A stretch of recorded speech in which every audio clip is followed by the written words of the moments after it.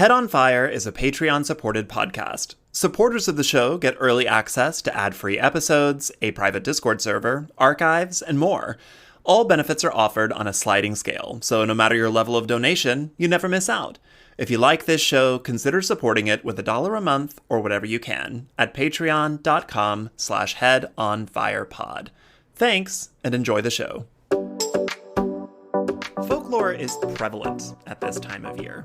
There's something that survives inside of this winter holiday season that keeps monsters and magic and all sorts of fantastical stories alive, unlike just about any other time of year. But a lot of people don't really understand what folklore is in comparison with things like folk tales, myths, legends, that kind of thing. I had a hard time and still sometimes do kind of differentiating what is and isn't folklore. So, like I always do, I reached out to an expert.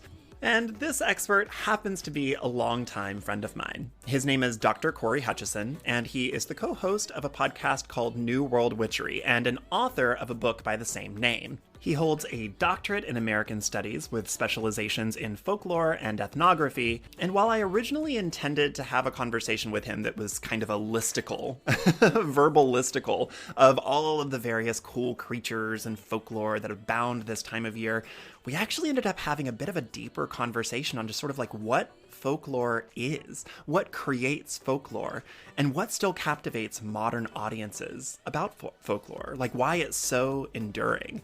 It's a fantastic conversation, and I know you'll enjoy. Without further ado, here's Cory Hutcheson. Dr. Cory Hutcheson, welcome to Head on Fire. Thank you for having me. It's good to be back. I'm using my NPR. This is my NPR voice.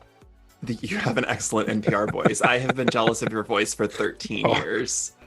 Oh, honey, if I could sing like you, that would be, we'd just be a double threat. It'd be great. I'd love it. So. You say it's good to be back. You've not been on Head on Fire. Oh, that's true. That's true. Not. I know, it's crazy. It's good to so be for here. Folks who don't know you and maybe don't know our history, maybe this is the first time they're ever seeing us collaborate. Tell folks a little bit about yourself. Well, I rescued you when your plane crashed in the Andes, and we dragged your frozen body 300 miles. No, just kidding. No. He's very strong. It was very much a Melissa McCarthy in that movie with her and Jason Bateman, where she carries him through the forest. Is that? No, I've seen your post-workout pictures. If anything, you'd be dragging me over the mountains. So, but no. So you and I go way back. We've been podcasters on the scene talking about different topics having to do with spirituality, folklore, history, sociology, psychology, all kinds of things. Over a decade now. That's 13 years for me. It's when you would you all start spring of 2010? We started January 2010. January 2010. I beat you by 4 months. Yes, you were September right there, 2009. Yes. Yeah. So we basically entered the scene almost at the same time with a small handful of other podcasters. I say a small handful. It felt at the time like a flood. 2009 to 2011 was a really fun time to be a podcaster, because I just don't think people these days I will never forget. When was the first time that you looked around at the world around you and realized that something about podcasting had changed, but it hadn't changed for you? For me, it was the day that I was watching TV and there was a commercial that came on, and it was like a pharmaceutical commercial. And the woman was like, as a busy podcast editor, I don't have time, and I need to be able to make sure that my joints don't turn to jello. So that's why I take this. And I was like, we're not only a demographic. First of all, y'all have editors? Right. Wait, what? Sorry, what happened? Y'all have people, and they have enough money to that be their full-time job. What? Mm-hmm. Yeah. We were before that. No, we were well before that. There's some time in the 2015 to 2019 period where definitely there was a shift, and all of a sudden podcasting was like when we told people we were podcasters, in 2010, 2011, you were a nerd in your basement. Right. It It was sort was of like, your oh, what an weirdo in your interesting basement. hobby. Yeah, But now yeah. the assumption is if you say you're a podcaster, they're like, oh, that's You're great. You know, rich. that's your full-time job, right? Yeah. Yeah. And then there's people who podcast, they'll call it podcasting, but it's what we would have called vlogging. Um, I know. and it's a little weird, Yeah. right? Yes. Because we had a I'm like, different wait, term we were for the that. OGs. Why have all these terms left us? Like, what? No. It's how it works. It evolves, right? And it's fine. I mean, there's some really wonderful folks who do some really great video podcasts, I guess Mhm. is kind of the right terminology at this point. But so it's just, yeah. So you are the co-host, along with Hmm. Lane, of Hmm. a podcast called New World Witchery, a search Hmm. for North American folk magic, which Hmm. has since January of 2010 long been one of my very favorite things to ever exist. Thank you. Um, I love it. You Hmm. actually are like a real live folklorist, though, Yes, so which that's my real thing. Yeah. Hmm. this is I'm a sorry, go ahead. really fun time of year to talk about folklore because I don't feel like we talk about it throughout the year more than we talk about it right now. Hmm. Like the December to January is a whole lot of folklore thrown at people. Halloween, we get some. I was gonna I say, feel like yeah. we get a lot of it Hmm. between December 1st and mid-January. Yes. Yeah, no, if you're talking about anything having to do with the supernatural or superstition, really starting from October 1st, running all the way into mid-January, it's just like I may as well be a CPA and it's early April, because it's just constant stuff. I did Yeah. a lecture this past, it was not a lecture, it was called Profs and Pints, where it was in a pub, had 75 some odd people, having drinks and stuff like that. And I'm sitting there giving a sort of stand-up comedy slash lecture presentation on all of the different kind of weird Christmas monsters that exist at this time of year. And so it's one of those things that people really glom onto at this point in the calendar, which makes sense. This Gryla uses a lot of floss, am I right? I can just imagine like what that yeah, stand-up is yeah. like. Yeah, no, I'm not nearly funny enough to be a real stand-up or anything like that, but I can occasionally get a zinger in when I'm talking about, Krampus in his tongue or stuffing you in his sack, as is the way. Um, but the thing with this time of year is that this was obviously the time of year when people were finishing up a lot of the agricultural tasks and stuff, Mhm. so they would be going inside. The nights were long and dark. You sat around and you told stories and things like that. So this is really the time of year when you have a lot of that folklore sort of surging up. It makes a lot of sense that we would still be doing that in some And in a ways. very real way. I mean, if you don't fully understand it, or it's a bit of an uncertainty out in the world, if you notice that the days are getting shorter and the nights are getting longer, Mhm. and resources are getting more scant, it's just it's an appropriately fearful time of year. It is right. No, the longer nights definitely, I think, contribute to that. Although whenever people sort of talk about like these mythical cycles and sort of like bringing back the sun at the solstice and stuff, Mhm. I'm like, ancient peoples were a lot smarter than people give them credit Right. for. Yes. Like they knew very well what was happening. This wasn't like three priests in the entire community knew the real things that were happening, and everybody else was like completely duped. Everybody knew. Everybody was very aware of kind of what's going on. The myth just helps you talk about it. So Sure. yeah. Yeah, I think that you bring up a very good point that when we talk about folklore, we tend to think of people as being very, very stupid. Hmm. And oh, folklore was the way that these simple people were able to explain the world around them. And while there is a nugget of truth that we use myth and folklore and Hmm. tales and stuff to explain why things are the way they are. Why is the crow black? Hmm. Uh, why did the oceans rise at one point? Yada yada yada. There's lots of myths that are used to explain why things happen. Lots of people have creation myths, but it's not because people were just dumb, No, people are remarkably or at smart. least not in the time period that you're thinking. Right. Like, I mean, if you're projecting this all the way back to kind of like the Stone Age, Right. people sitting around Maybe somebody seeing hammering fire things for the first time might be like, "Hey, what's like that?" that's pretty remarkable. But even then, I still think there's a depth to human intelligence that it's very easy for us to elide over it and talk about like sort of think of ourselves as sort of the evolution, the picture of, the thing coming out of the ocean all the way up to the sort of upright walking human, and sort of thinking of ourselves as the pinnacle of that. And it's like, no, there have been really remarkable thinkers and doers and makers throughout human history. And it's just a matter of, we have a different set of resources and paradigms now, but we still generate folklore. Like, we're still generating folklore all the time. So it's not like we're smarter. We just do things differently than other people do, and we have been able to sort of advance ourselves in some really interesting ways due to things like science and rationality, rational thinking in certain ways too. Oh, that crazy stuff. Yes, but in some ways, I mean, I think there's in doing that, I think there were wonderful things that happened. We have people can live to 80, 90, 100 years now, right? We can cure diseases, and you can get vaccinations that will prevent you from getting ill.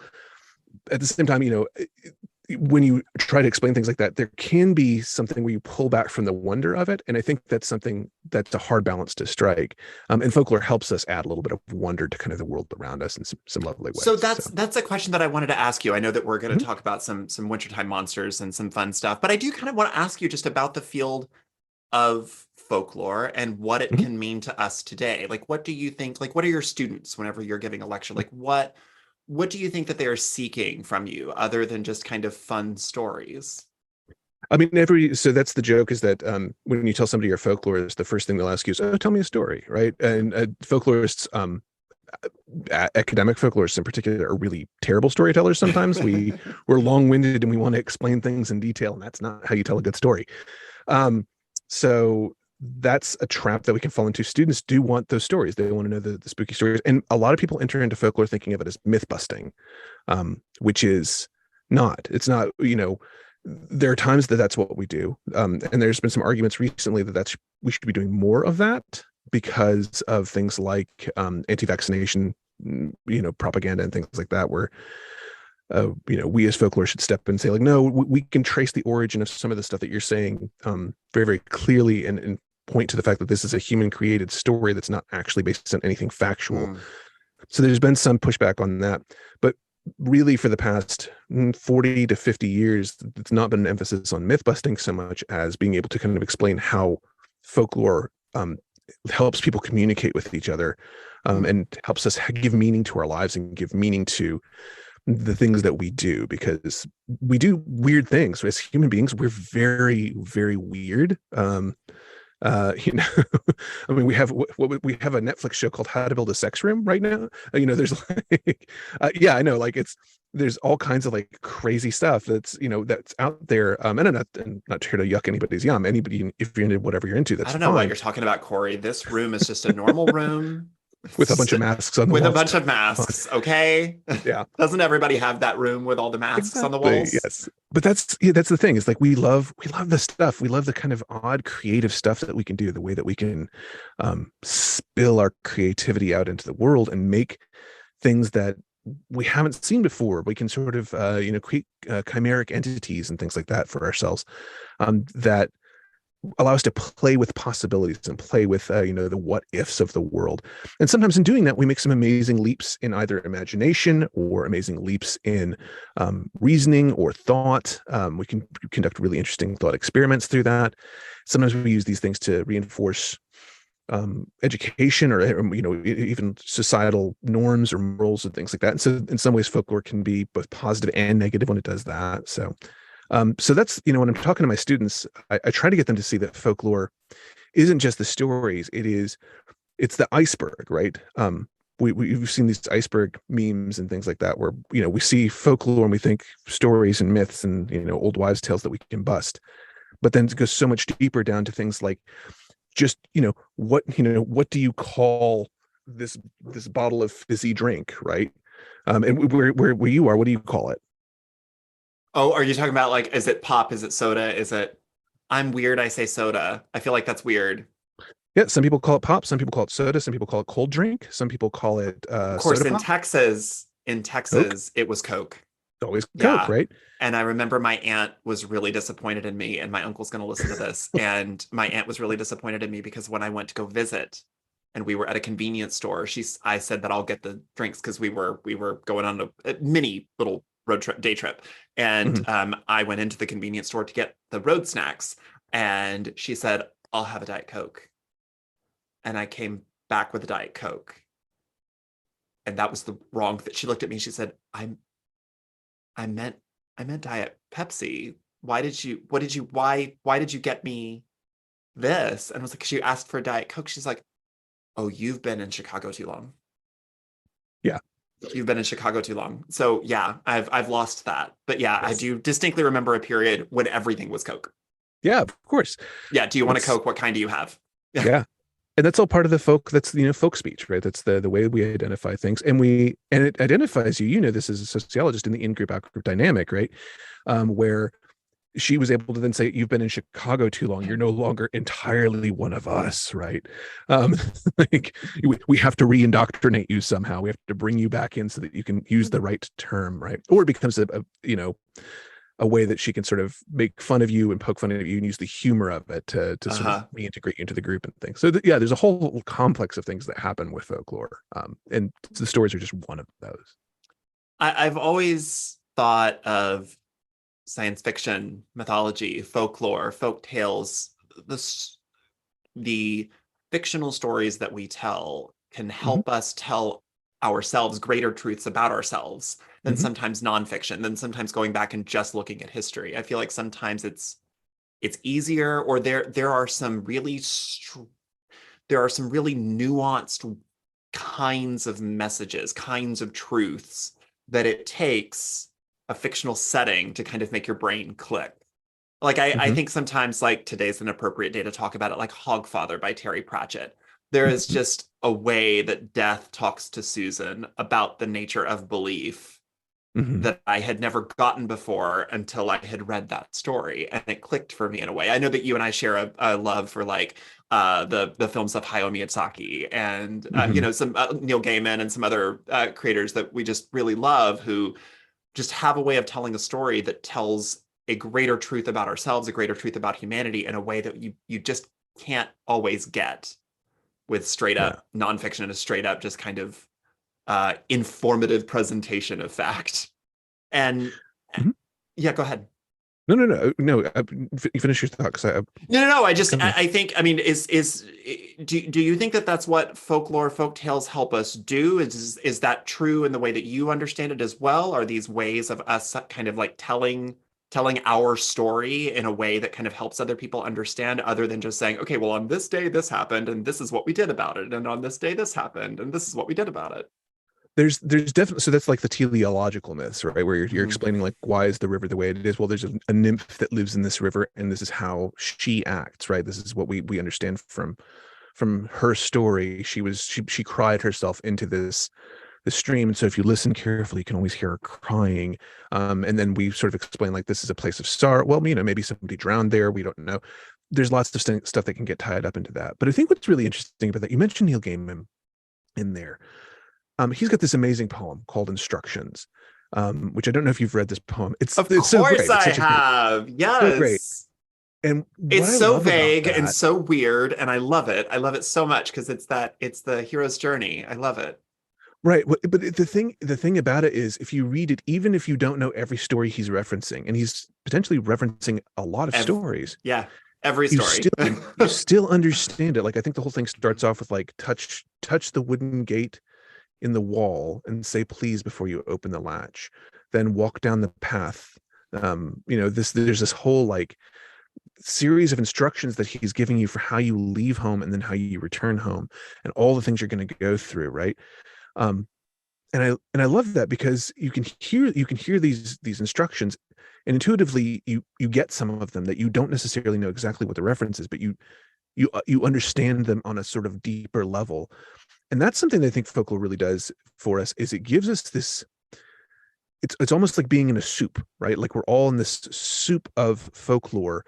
And even though we may be, individual carrots or potatoes or whatever in the soup, we have this broth binding us. And so much of that is it's culture, right? And folklore gives us a language for understanding culture that is both engaging and metaphorical, and also instructive, and it gives us a sense of control over things, even when they oftentimes are very much out of our control as well. So folklore can do a lot in terms of what it's doing for all of us collectively, and not just us individually.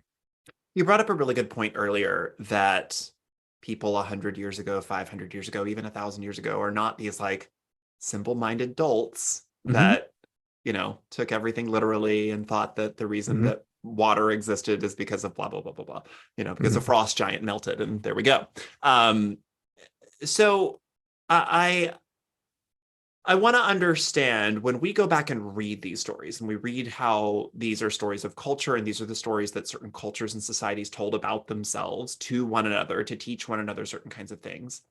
Mm-hmm. How literally do you think that people took them and how literally should we think of them today?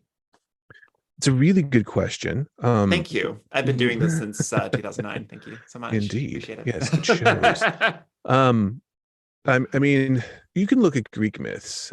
Greeks, I mean, in Greeks, the Greek myths are a pretty accessible thing for a lot of people, just because if you're in Western culture, they're We all like the learned them. instructions. Yeah. They're around you, whether you imbibe them through the Percy Jackson series, or whether you get them through the Edith Hamilton mythology book, or Bullfinches, or just sort of absorbing them by proxy. It's very similar to how we get a lot of sort of biblical lore, sort of It's in just out soup, there. right? You can't miss it. Yeah. So you wind up familiar with at least concepts, even if you don't know Mhm. everything about it. But Greek myth is really fascinating, and I bring up this example pretty frequently. But the Greeks were fine with stories being different. They didn't need uniformity among stories. They weren't investing them with absolute truth. So, for example, there's a story about Heracles, who he's attacked by some thieves on the road, right? And these thieves Uh-huh. jump out of the bushes and they come after him. And he's, I think he's just slain the Nemean lion or something like that. And of course, this was a bad day on their part. They made a mistake, right? They attacked the strongest dude in the world. Well, so he soundly trounces them, ties them up. He's carrying them on a pole over his shoulder to go into the nearest city where they can, be arrested, stand trial for whatever it is. And in one version of the story, they happen to be kind of hanging down over his shoulder, and hanging low enough that they can kind of see up the back of his tunic. And Heracles is a hirsute fellow, right? He's a daddy bear in a lot of ways, right? He's got that shaggy backside, and so they start making fun of him for it. And in one version of the story, he hears them doing this and he starts laughing along with them. This is really funny. I think there's a version where he even lets them go because they made him laugh, right? Or you can have the version of the story where they start making fun of him and they're laughing and everything, and he immediately slaughters them for making fun of him. Both versions exist within Greek society. Both versions circulate and fulfill different purposes. In some versions, it's this: you don't laugh at the hero, right? In some versions, it's the hero can laugh along with people who make fun of him, right? You can have both versions of a story circulating in society, or many versions of a story circulating in society.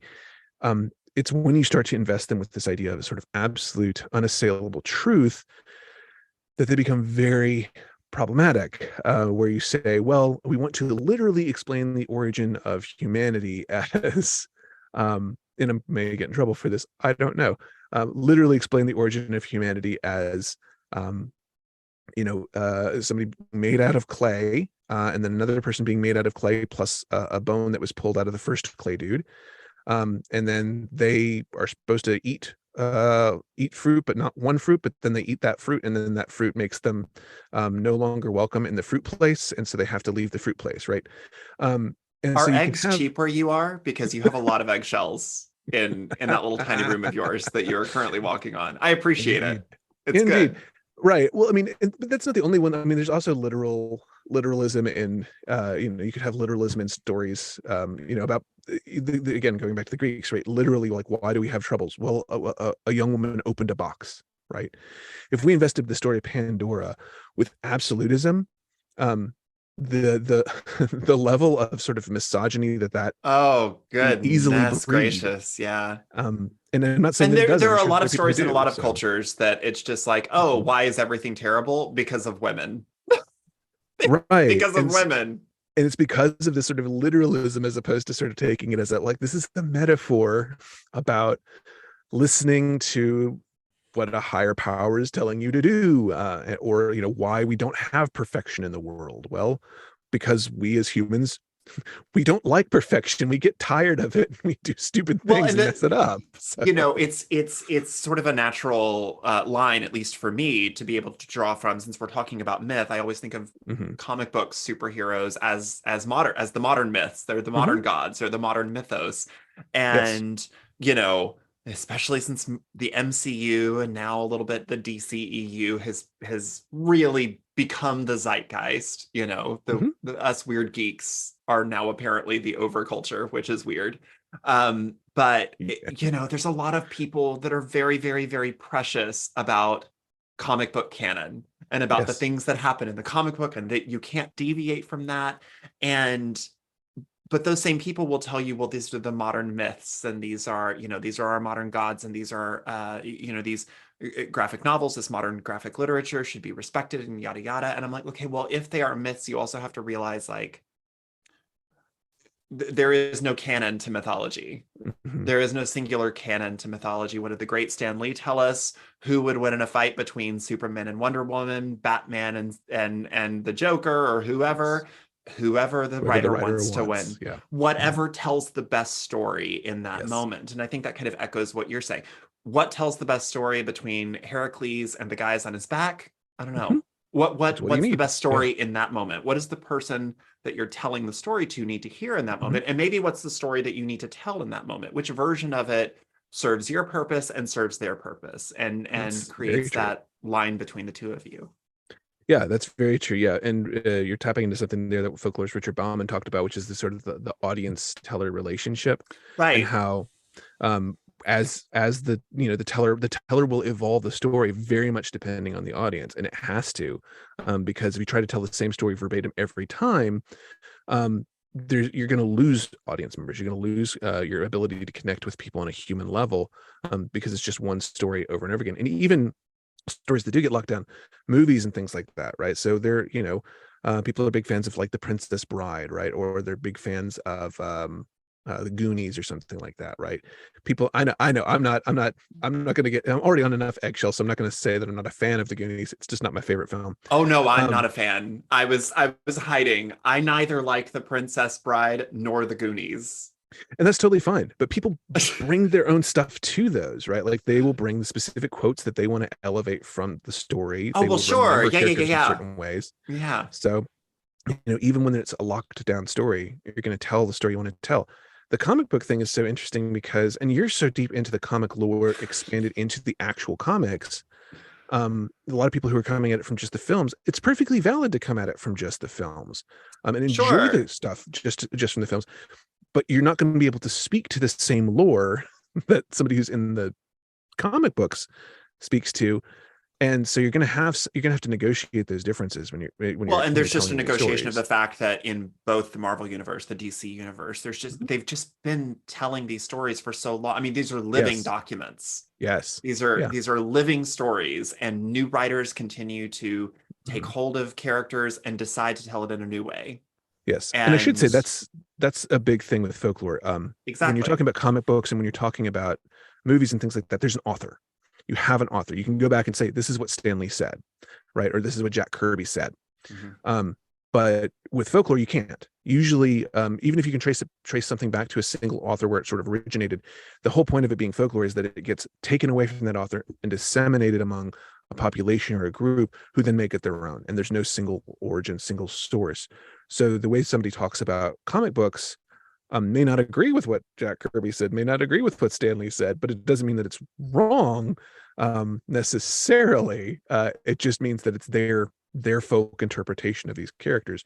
Now, that may not jive with everyone's folk interpretation of those characters, but it is I want to ask they belong to the because folk group. So for some people, this might be a learning experience. I know it was for me a few years ago, because I was under the impression, and I was under the very incorrect impression, that the difference between like a bit of folklore or a folk tale and a myth was basically time and the amount of people that mm, believe in it. That was wrong. So I would love for you to give some quick and dirty definitions of, like, what is folklore, what's a folk tale, sure. and what's a myth, and what defines them, etc. Like, I don't Sure. know. So, I thought you like graduated from one to the other. well, you can Sure. absolutely have a folktale that does graduate to the level of myth. Myths are invested with sacred truth. They have to Mm. have significance to the culture that explains something about the culture, or that holds a sort of spiritual identity for the group, even if it's not believed literally. It has to be believed at the level of this metaphor explains something about us, right? Mm. This is telling us something about us collectively, whereas a folktale isn't necessarily told that way. It can reinforce moral lessons, it can reinforce cultural identity points, but it's not telling something about the entire culture collectively as a whole. It's not about where we come from, who we are, or where we're going at the sort of big picture level. So a myth usually does that. And if you think about, a lot of the sort of, you think about the Yoruban myths, right? They're going to be talking about the sort of these specific entities that sort of emanate from a single source entity, right? That then sort of explain how we have, you know, hot and cold, characteristics of life. So like why are some things fiery and hot? Why are some things wet and cold? And how does all this kind of work together?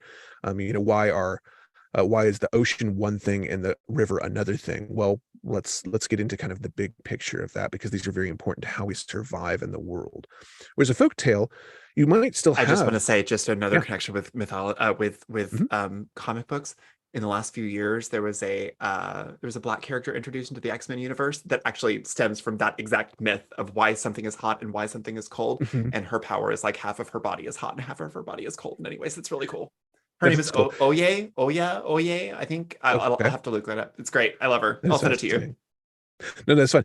I mean, that also reminds me of My Hero Academia with Todoroki, but that's okay. Um, Yes.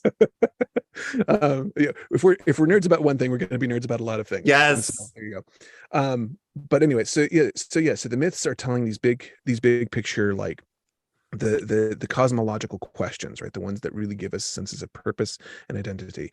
Folktales are going to tell us more about, how do we live day to day, right? How do we live our day to day lives? What is sort of the everyday thing? This is why you have the Brer Rabbit stories, right?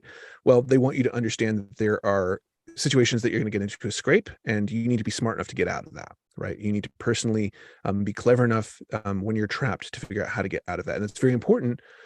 Obviously, the Brer Rabbit stories are told. They're derived from a lot of kind of West African stories about Anansi and some of the other characters from West African folklore.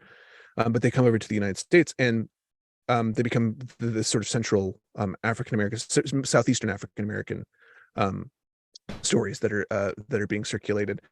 And the Brer Rabbit stories are there to say, like, look, sometimes you're going to get blamed for stuff that is not your fault, or you're going to be Mm. doing stuff because you're in a terrible situation.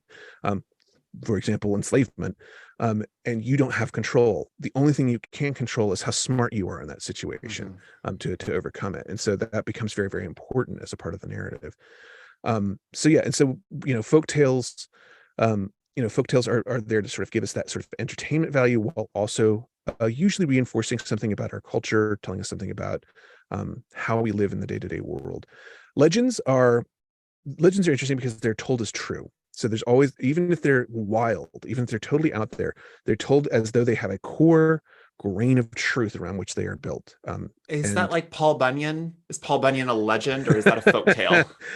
Paul Bunyan is an advertising construct created by Okay, a lumber company. listen. Okay, fine. Shut up. That's okay. No, this is the whole thing, because What about now Tony he the is Tiger, folklore Cory? What about Tony the Tiger? with his milk cooled supercomputer. Have you seen this video? No. He did a live stream with a couple of YouTubers where, like, he was gaming Oh, with them, and I he had saw a milk that, but cooled. I only saw that because it got on Twitter and it was like, oh no, apparently it turned south real fast. It Because was not great. yeah, I Poor think the Tony. furries found it or something, and I was like, oh It was a no, mess. furries need to Um, leave the cereal mascots alone, please. yeah. So, but no, yeah. So Paul Bunyan, so he is now folklore in that he's sort of been pulled from where he originally came from, which was this sort of Is King advertising stuff. Arthur a legend? I would say yes. I would say Okay. that's a really good example of a legend. Well, thank you so much. I'm really Yeah, good at this. only took you 3 tries. That was great. No, because want to say that there is some core truth to that, whether we situate that as there was a, quote unquote Celtic chieftain. I was gonna say I'll say it. It's sort of like Jesus in that people keep trying to find the historical figure, like the actual bones. Like people keep trying to find him. Right. And the thing about him is there may be multiple ones. Maybe Right. multiple people were Yeah, Signe Pike has a conflating. really cool historical fiction story kind of about one possible historical basis for the myth, but she also recognized that she's like there's also like half a dozen others from different cultures in Western Europe. Yeah, and Robin Hood, very similar, right? Like we can point to that and say, like, well, we think there was a person, we think there's this person that basically this is based on. But then I'm sorry, you keep saying person. Told, I think you mean fox, right? Fox. Why? So why? Which fox are you talking about? I'm thinking Renard the Fox. Is that what you're thinking of? No. I mean Robin Hood the Fox. I mean Disney's Robin Hood, Cory. Whatever. I thought you were What childhood did you have? Know the Fox. No, I love God. that movie. I love that movie. And we can talk about Disney and folklore for a long time. Well, I do want to ask about modern folklore and what does it take for a story that we tell each other now to reach the level of folklore versus just paranoid conspiracy? That is a type of folklore. It is 100% conspiracy theories are a major field of study in folklore. Okay, so like UFOs, ghosts, that kind of thing. Well, I guess ghosts, but UFOs and Sasquatch and Bigfoot, all that. That's all folklore. That's all folklore, but I mean more to the point. Those things are folklore that they have people who are interested in them. There certainly is, we tell stories about them, cryptids and things like that. Very, very interesting to a lot of people. And for those who know, cryptids are cryptozoological creatures, which means they're creatures that we claim exist in some capacity or have existed in some capacity, but that there's no scientific evidence for it. It's a little bit of a slippery slope because for example, there was one called I always get this wrong. It's either I think it's the Tokapi. It's either the Tokapi or the Tapaki. I'm sorry. Togepi is a Pokemon. Yeah, Okapi. Okapi is Okapi. Which was this kind of zebra horse progenitor, and was thought to be a mythical creature for a very long time by Europeans, who kept talking to these folks in this kind of remote mountainous African region, who kept saying, no, it's real, it really exists. And they're like, haha, what funny stories you have. And then they're like, we'll take you up the mountain, we'll show you where it is. And they're like, oh, we'll go on this mythic quest with you, of course. And they get up there and they're like, oh, there's a whole bunch of them grazing. This is a thing. Doesn't the hihippopotamus have a similar story? Isn't there a similar story about the hippo or the rhino? Or the rhino people thought was the unicorn. Yes, so because its name basically means unicorn. So there's this thing where people were like, oh, it's a unicorn. It's like a big powerful horse with a single horn on its head, and then you see a rhino. I'm sorry, that's not it. I just for any children listening, you rhinoceroses are indeed magical, and Cory, I wouldn't mess with them. Cory is not saying that unicorns are not real. I'm not. They actually just issued a permit for unicorns in Los Angeles County. So a young woman requested a permit if she can capture a unicorn. She wanted to make sure that she was abiding by local wildlife regulations. So she wrote a letter to this Los Angeles County Animal Control Center. And they sent her back a license and said, yes, if you get a unicorn, here's the proper feeding and care and information that you need for it. Make sure that you are giving it plenty of outdoor space and room to move around. You're feeding it a diet of watermelon at least once a week to keep it sweet. You want to polish its horn regularly. And they gave her the little license tag that she can put on her unicorn when she gets it. And they gave her a little stuffed unicorn so that she can keep that until she finds a real one. So here's the thing. When you told me that story, when you started that story, the person in my head was 28. And as you continue to tell the story, she became 8. How old was this person? Was it 6, a child? Yes, okay, she's 6. Because I'm just imagining a disenchanted millennial like myself who would just apply to the city of Chicago and be like, hello, I'm going into the woods to find a unicorn. Can I please have one? Yeah, I think they're going to tell you that. I think what they'll say is, no, there are no such things as unicorns unless you go up to Lake Forest, and they probably have one in the back there, just because that's where all the rich people live. So if anybody's got unicorns, oh god, yeah, if there is a unicorn anywhere in here, it's an Elgin. Yeah. It's being kept in someone's basement. Fancy antique stores. Oh, goodness gracious. Okay, so modern stories, news stories. How does a news story that we tell? So, okay, I'm writing a science fiction book. Is that folklore? Is that legend? Is that anything? Could it ever become that? Like, how does somebody take a little bit of story? Because I feel like we do that. I mean, in a way, there is structure to things going beyond itself. Think of fan fiction. Think of how a story is written and then fan fiction is told about it, and then that kind of creates its own rules and its own story and its own kind of mythos surrounding it, and then people adhere by those rules, and then there's then there's fiction created of that and stories told of that and progenitors of stories and things like that. Like, what is that? What are we doing there? So it's the process of folklorification, right? That's the process. So when you write something yourself, it is not folklore.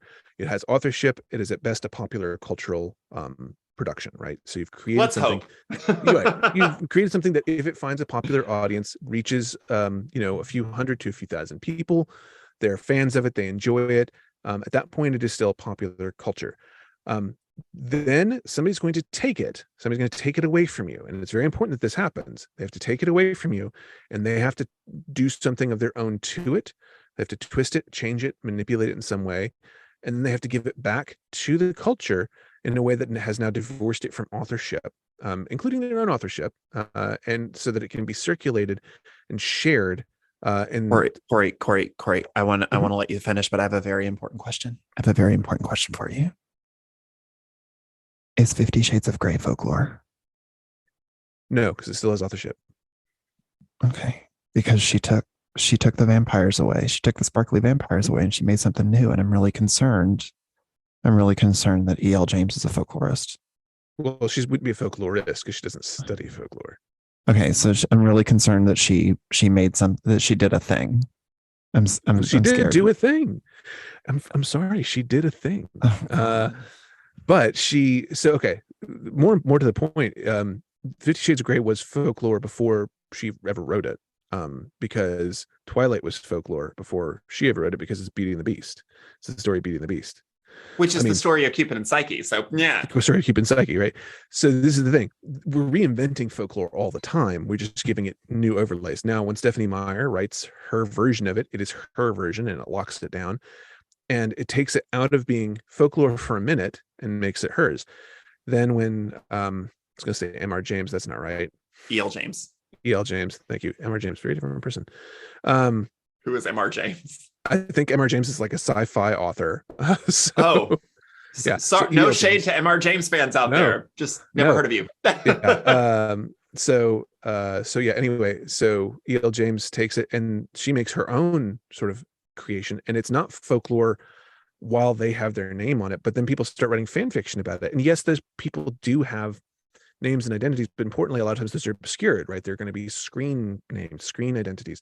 They can't make money off of it, right? You can't copyright it. And copyright and folklore are not friends, I should say. They can be amicable, acquaintances, but they are not close friends ever.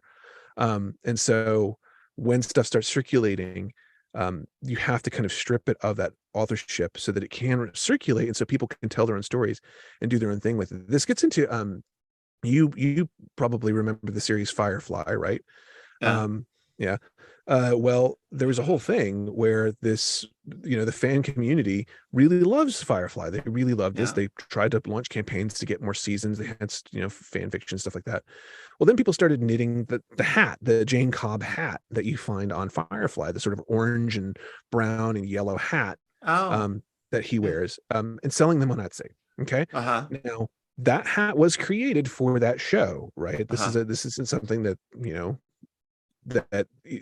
that whoever the first person who knit that hat that was a fan, they didn't come up with it out of their own brain. This existed. It was created for the show. So when they started trying to sell it, Fox tried to sue them, started trying to sue all these kind of creators on Etsy who are creating all these kind of Jane Cobb hat things. And the fans were like, look, you're not doing anything with this. You canceled the show. You don't sell this merchandise. We're not competing with you in any way. We're just fans circulating the stuff among ourselves, kind of paying the cost of creating this stuff. And Fox pushed back and pushed back, and there was a lot of fighting, and eventually they dropped the lawsuit because the fan pushback was so strong, right? And that's where the folklorification is happening, right? Where the community overwhelms the individual nature of the storytelling, or the individual nature of whatever the cultural production is. Now that we've defined our terms, Dr. Cory Hutcheson, I want to ask you, because this is this magical special holiday time of year. Mhm. One, why do you think um, so many folklore, so much folklore, so many folk tales, so many stories persist in this time of year when they don't persist quite as heavily throughout the year? Mhm. Um, hmm. I mean, What about this time is so special? right. No, I mean, this kind of gets back to this idea of you're finishing up all of the major agricultural work that this goes back to kind of pre-industrialized society in so many ways. You finished up all the agricultural work for the year, and so you can come inside. You're going to be spending a lot more time inside because it's going to get cold. Um, you're going to have to kind of subsist on less, but before you can get to the less, you actually have a period of time when you have a lot, right? You have a lot of stuff for a very brief period of time as winter sets in. All that perishable stuff is just about to go bad on the shelf. You got to get through it. You got to burn through all that stuff, and then the stuff that you've been able to dry and preserve and salt and smoke and all that, that's going to last you through until at least spring, early summer. But you have a period of deprivation you're going to set up for yourself somewhere in there too, which is why we have things like Lent, right? So you have a period somewhere in there where you're going to have some fasting, you're going to have some abstinence from indulgences. But before we get to that, you've got to, all that freshly killed meat, you've got all the freshly harvested fruit and grains and stuff like that. You got to get through that first, and so we have to have some stuff to do with that.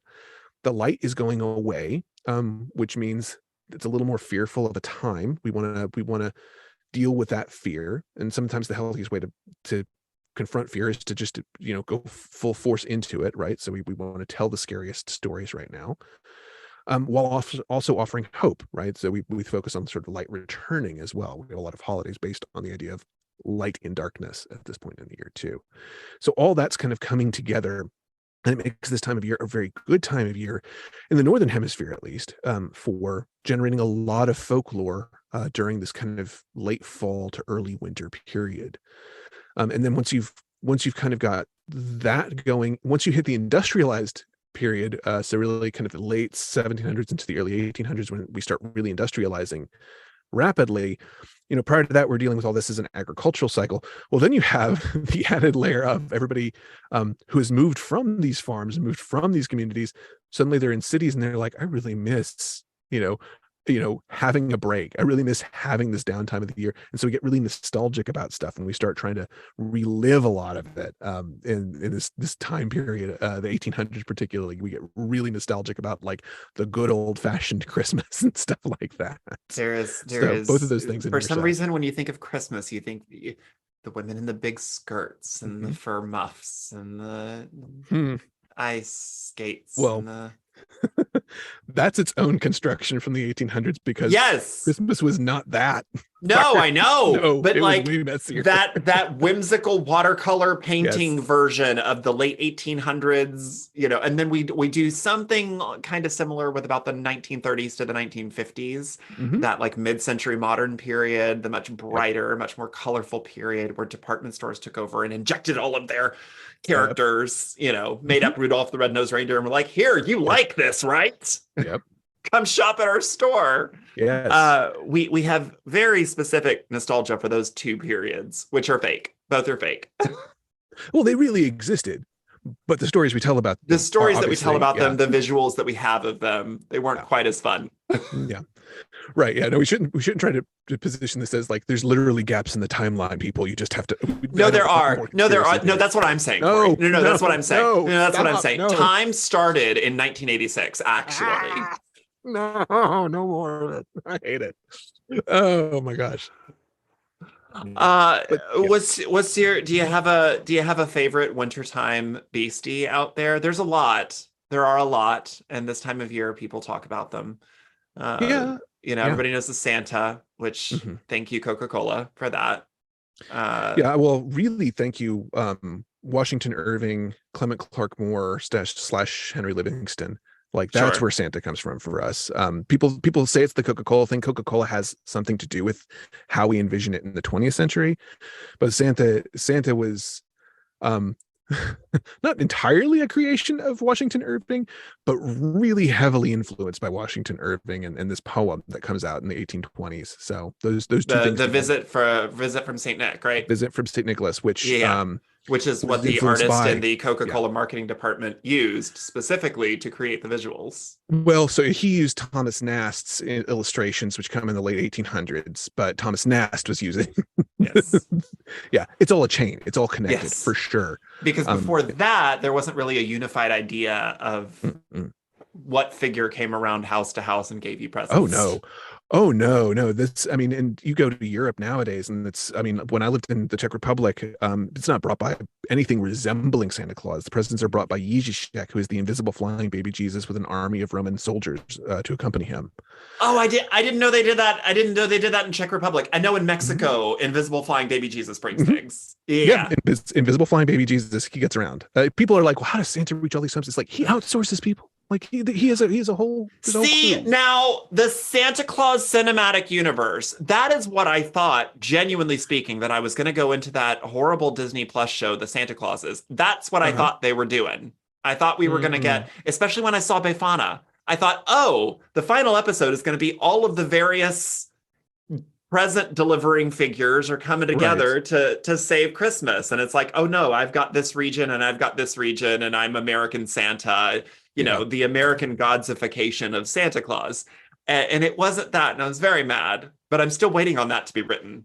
That would make a lot more sense. And it would be a really interesting story. So like, much I know more that fun. Yeah. It would like be all of the various present delivering figures, you know, at a conclave. Right, and the Kinderschreck figures, the ones that the child scared, the boogeymen, right? Those child scaring figures that get rolled into this time of year too. So, I mean, Krampus is the one that everybody knows. But there's bunches of them, and you know, even our American Santa has a little bit of that left over. Where if you're bad, you get coal and switches, right? You get that, which is part of like the merger that happened with him and what the figure known as the Belschnickel. Yeah. Which it only lives on in modern thought because of The Office. Well, I argue differently, but no, The Office definitely has something to do with it for sure. Listen, buddy, I don't know. The Dwight Schrute is very powerful. That's a very powerful figure. No, the fact that everybody associates the Belschnickel with "Have you been impish or admirable" is testimony to the fact that the Office has a lot of sway over that. But I'm glad that it did it, and this is what folklore does: is little bits will come back up every once in a while. So I like all of the monsters that eat people. Do you have a favorite? I will. The one, the Chilling Adventures of Sabrina had a very memorable Christmas episode featuring Gryla, and I'm sure I'm mispronouncing that name, and the Yule Lads, which I think they depicted as sort of like her adopted kids. And I don't think that's how that actually works in the myth, but the other kind of poltergeists in the Sabrina episode, which is not entirely wrong. And it's not entirely wrong to say that they're her kids. It's a question of what do they mean by her kids? Are they her kids that she has adopted and collected over time, or are they her kids that she has given birth to? The TV show version was, I think they were her adopted kids, like that she had stolen or something. Right, and so that ties her into a whole phenomenon of what are called the Perchten, or the Frau Perchte characters, who she travels around with. I think they're called the Hemmetchen. They're the children, the unbaptized children, right? That die and their souls get collected up and pulled into sort of a wild hunt like thing with this woman Perchte, Berchte, depending on where you are, who sort of leads them. And Grilla is sometimes represented that way. Really, she's usually represented as kind of an ogre. The Hilda version of Grilla is. And this is the second time in as many days I've brought up the Hilda version of anything, because Hilda, if you haven't seen Hilda's great. Please go watch Hilda. Hilda's great. It's just one of the best folklore influenced shows. I know it's a cartoon, but please give it a chance. It's so good. It's very good. We love Hilda around here. Yeah. And her version of the Yule Lads is pretty good too, because the Yule Lads are mischievous and problematic and they cause chaos, but they're not evil until they sort of reveal what their purpose is, and that's a little more akin to what the Yulet's can do. They're really there to mess things up, and you have names like spoon licker and candle biter, and one's called Mhm. stubby, shorty. There's one's called sheep botherer or sheep molester, kind of depending on how you interpret it. It's not what people think, but it's also not what people think. It's a whole thing. So it's they're there to kind of cause chaos and havoc, but the whole point is that you put up with them, you deal with them in the time leading up to Christmas, and you leave your shoes out on this windowsill, and you can get candy or nuts or things like that in your shoes for this. And then if you've put up with them and done well by them, then you don't have to worry about Grilla coming to your home. She's not going to do anything to you. So and Grilla, again, she's in the Sabrina episode, they present her as kind of a witch queen. Yeah, well, but everybody in the Sabrina verse had to be a Is witch. I know, and it was fine for the show, for the framework of the fiction. It's fine. Yeah. The thing for me is I really hope people then watch it and go, oh, I want to know more about her, and dig in and see like, oh, that's not really the depiction of her that comes out of the folklore, which is fine. And again, you can play with this stuff all you want. It's just like people to be clear about what's actually pulled from the culture versus what's sort of overlaid by another culture as well. And make sure that the cultures that create these things have the authorship, their own authorship, because it's a collective community authorship that has to exist. But I like the Elads in there. There's one character that they didn't really get into in the Sabrina show, and I don't think they put her in. They didn't put her in Hilda either. But I really like is the Yola Katrin, which is the Yule Cat. Oh yeah. This is the Icelandic Yule Cat. Yule Cat appeared in a few. Yule Cat actually appears in the Santa Chronicles. With Yule Cat appears in the Santa Chronicles. I know in the Santa Chronicles too, but might appear in the first one as well, which was actually a pretty decent Netflix, taking on kind of that live action Santa space. Did you watch that at all? I have not. No. Oh, okay. You might like the Santa Chronicles. The second one is a little cheesier and kind of loses its way in the final act, but it's an interesting, it's another interesting modern take on Santa. I like the version of the elves. The elves are tiny, vicious things. I love them. Mm-hmm. But yeah, it has the Yule Cat. That's the same kind of elves that you get in like the movie Krampus as well, where they're kind of villainous horror creatures, which I love that too. Although that's obviously also a little bit weird with the folklore. But the Yule Cat is great, and I love the Yule Cat. It is a child-eating monster from Iceland. Sometimes does get associated with Grilla. Sometimes they frame it as her pet. And it's this giant, it's an enormous, bigger than a house, a very large cat that will come through the night. And the thing I love about the Yule Cat is, for a lot of the like Kinderschreck figures, the ones that are there to scare the children, it has to do with like, are the children behaving well or not behaving well? And if they're not behaving well, the Yule Cat's not interested in that. The Yule Cat is interested in one thing only: did you get new clothes for Christmas, and are you wearing them? That's it. That's all it cares about. Did you get the Yule Cat is the spirit of all mothers who did all of that shopping and bought you those Christmas PJs. Yes. And did you? Oh my God. Oh no. That's it. Christmas PJs are Yule Cat. No, wow. Okay. That's it. That's all of it. That's the whole thing. And I love it. And if you're not wearing your new clothes, or if you didn't get new clothes, so it can come back to the parents, right? So if the parents failed in getting the new clothes, which you're supposed to get at Christmas, or if the kids aren't wearing it, then the Yule Cat's going to drag you out into the darkness and either eat you or take you back to Grilla or whatever it is. That's the thing. And I love it. I love that that's like, it's so my specific. Mother has been protecting me since childhood against being eaten by a giant cat by giving me Christmas pajamas. Every time you get underwear or socks, even if you get a belt, it's all of it. I'm very happy. You wear Ralphie's bunny suit when Aunt Petunia or whatever sends you the bunny suit, because otherwise the cat is going to eat you. And I love it. I don't want the cat to eat me. I'd like to ask you some very silly questions and some very serious questions about a made-up wintertime figure that exists between a small group of friends, namely you and me and people that we know, that we lovingly and fearfully refer to as the Nog. Fear the Nog. Fear the Nog. every winter, the story that we have come to understand, the lore that we have come to understand about the Nog after we discovered the Nog about a decade ago, is that the Nog travels house to house on the night of the winter solstice, ensuring that, like you said, some figures of this time period are very concerned with whether certain people have been nice, and some figures are here to punish those that have been naughty, and some people are here to make sure that you're wearing your Christmas pajamas. But there's one aspect of wintertime that the Nog is concerned with, and it is that, are you appropriately fearful? Because this time is not just a time of joy and gift giving and presents and hope. It's also a time of fear, because maybe the sun won't come back tomorrow. Maybe the sun will not rise. Maybe just a ball of floating gas will illuminate the world. And in order for that sun to rise, you must be appropriately fearful. So the Nog visits house to house, and you have to appease him with offerings of ketchup-covered marshmallows, which resemble the baby flesh. All of those things are things that we completely made up in the last 10 years. This is just a fun little story that we told ourselves, and is now a fake holiday called Nog's Watch that we celebrate every year on the night of the winter solstice, mostly because I will not let it die.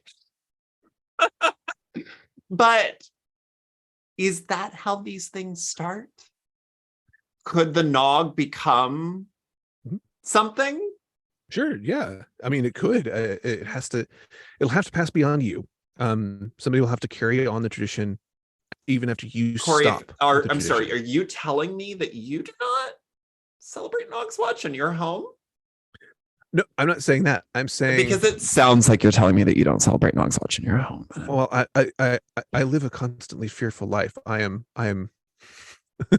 I have no reason to celebrate Nog's Watch any more than any other day of the year, because I am constantly afraid and have been since like 2016. But so for things to go on and become a greater part of the culture, they have to go beyond your tiny group of people. Right. Okay, so we've got a podcast. We've got hundreds of thousands of followers between the two of us on social media. So let's tell people about, so let's say, hypothetically, let's game this out, right? So I go on social media, I tell other people about the Nog. 100 people decide, oh, I like that. I'm going to do that. Yes. And then the next year, 100 more people, and then 500 more people. When does it eventually become a thing? There's not a hard and fast rule. So I'm going to go outside of my sort of academic folklore side of this and talk to somebody that I really liked and respected a lot during his time on Earth was Peter Padden, who used to host the Crooked Path podcast, wrote a lot of interesting books on sort of witchcraft and stuff like that. But he had a good grasp on aspects of folklore too. And one of the points that he made was that something's not a tradition until it has passed 3 generations beyond its initial source. So it has to be transmitted 3 times independently of the original source transmitting it. So handed over 3 times. Now that doesn't mean 3 generations doesn't mean like 3 periods of 20 years, right? Like we're not going to have to, it doesn't have to, you're millennial. So it doesn't have to be like Gen Alpha, is participating in the Nog's Watch, although that would be fine. But it has to be 3 separate iterations of people, the third of which doesn't even necessarily know it's from you. They don't necessarily even trace it back to you. They just do it because somebody in a previous generation told them. And that would be a pretty good indication that it has now taken its own route and has its own life and will continue on independently of any kind of input that you give it, right? And at that point, it can become folklore. It can become something that people practice. Wolf and Newt did pretty well with I was that. going to say, I mean, there are kind of a handful of things, a handful of traditions that have kind of just taken hold and do seem to have a life. What you brought up Wolf and Newt. Are there any others that you can think of? So I mean, that's the first one. So I'm actually doing research on a bunch of sort of contemporary anti-holidays. So for example, Galentine's Day or anti-Valentine's Day both have very, very strong presences. They're not as strong as the dominant holiday, but they exert themselves in what scholar Sabrina Magliocco talks about, something called subdominance, which is you're not the dominant force in society, but you sort of act as though you are, or you act as though you have a legitimate right to a presence in that society, which you very well might. And so then you exert sort of the influence of your own culture sort of in either pushing back against or sort of to circumvent the mainstream society. And Where so, does something like Pride or mm, some of these like holidays that come or celebrations that come from modern groups of people that kind of take hold and end up going on, like where that's does a that exist? that's wonderful.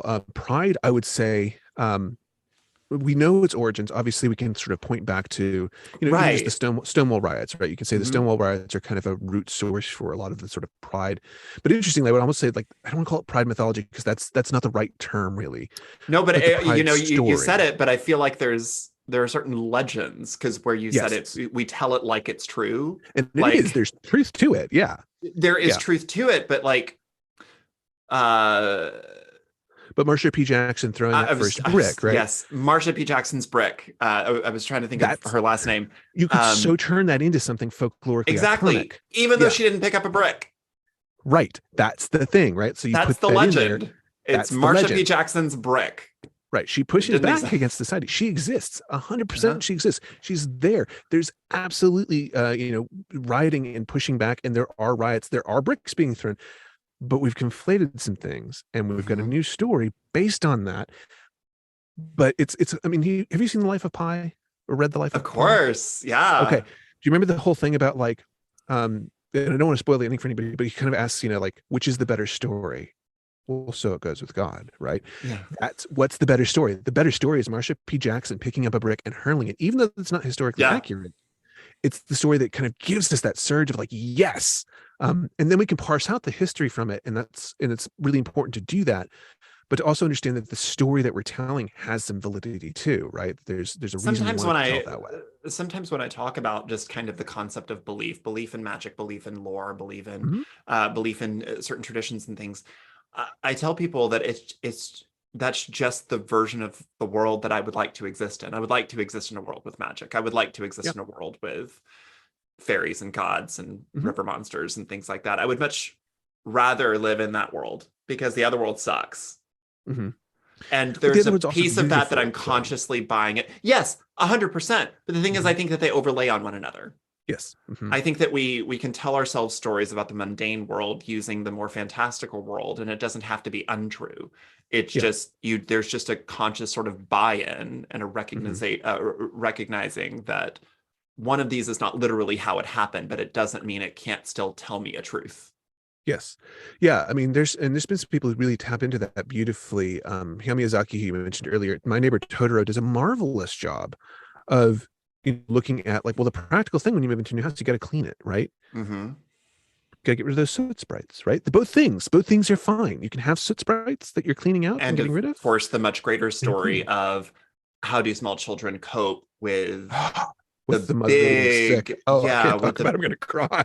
yeah, but how do small children cope with big stuff like my Yeah. parent has a chronic illness that Yeah. she may not recover from, or uh, Oh, you he can't. was able Kids. he was able to very beautifully do something similar in The Secret World of Ariadne, where he took Mhm. the The sick story kid. of the borrowers and added an interesting sort of twist where the Yeah. boy who lives in the house is actually very sick. Yeah.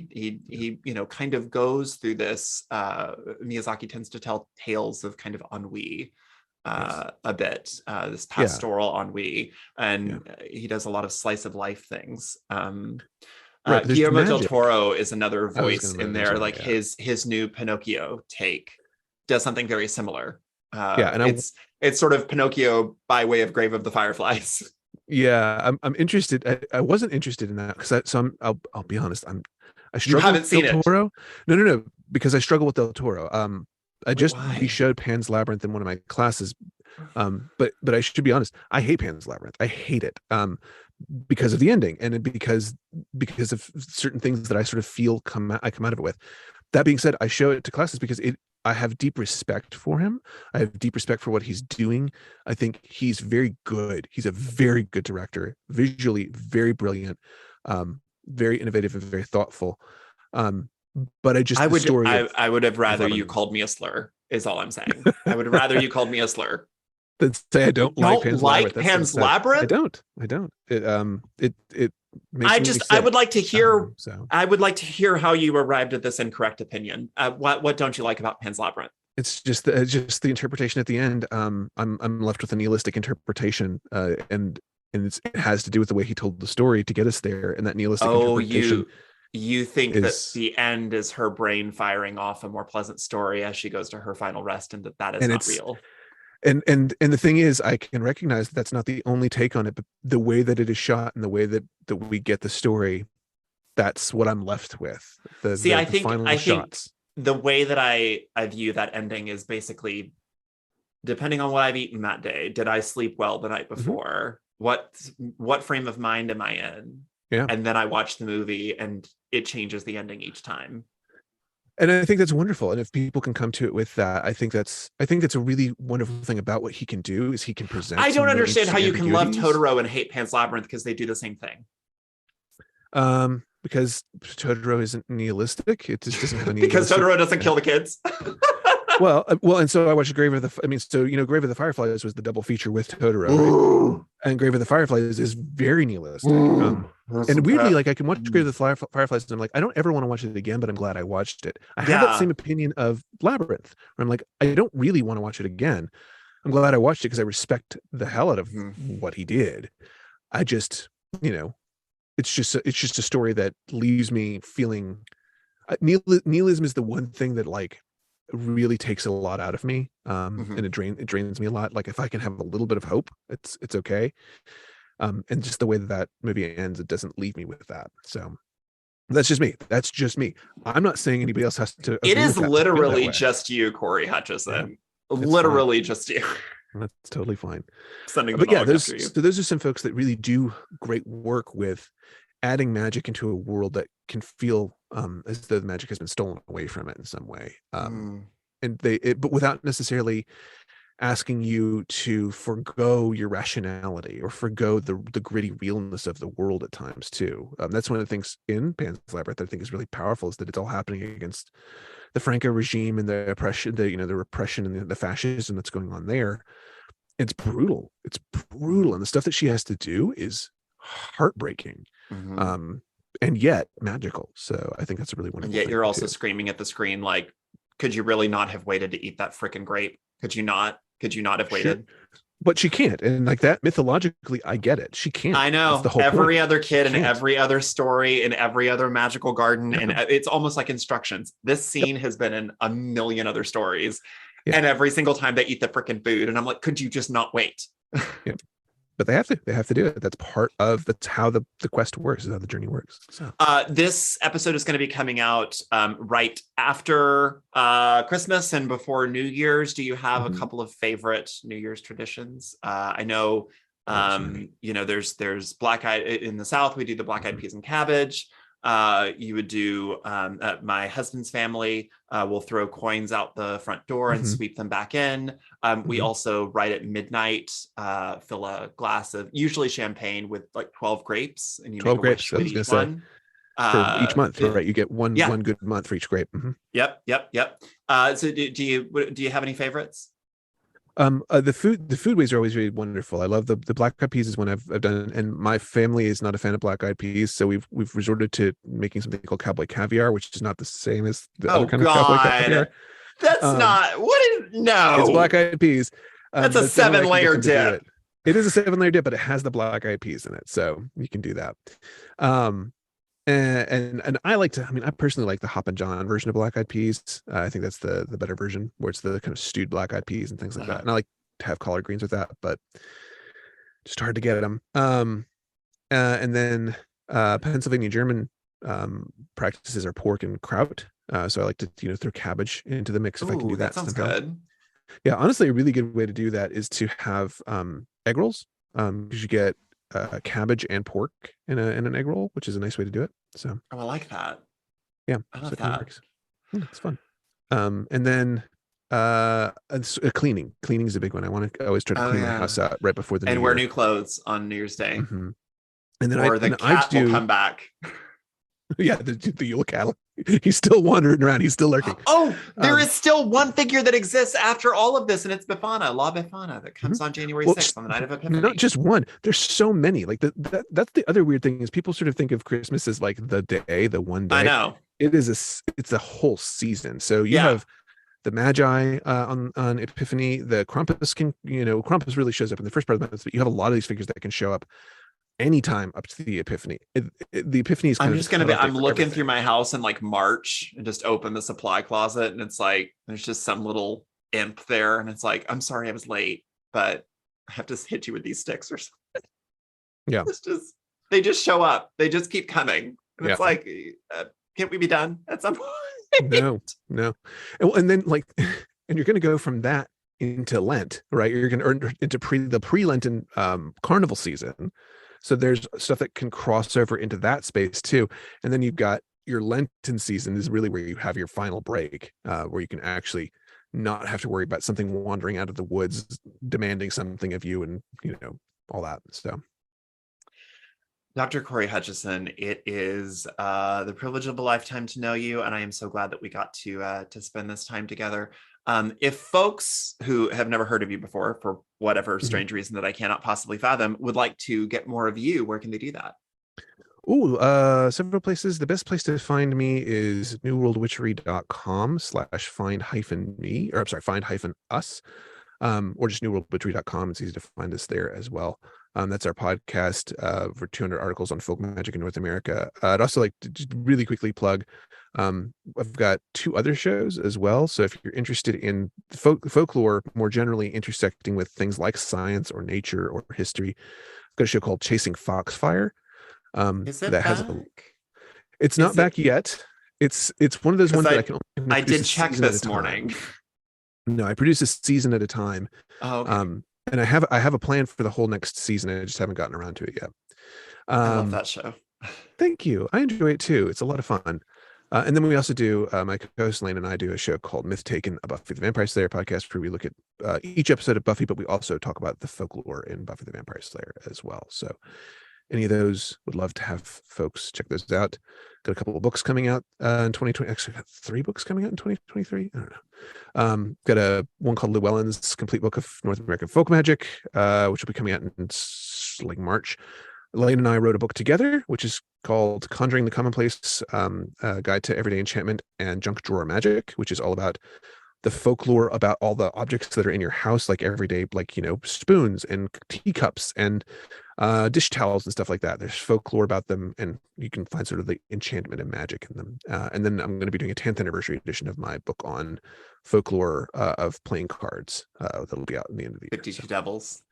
54 Devils, but yes. 54. And of course you did write, you and I had the very special experience of having books come out during the Pancetta.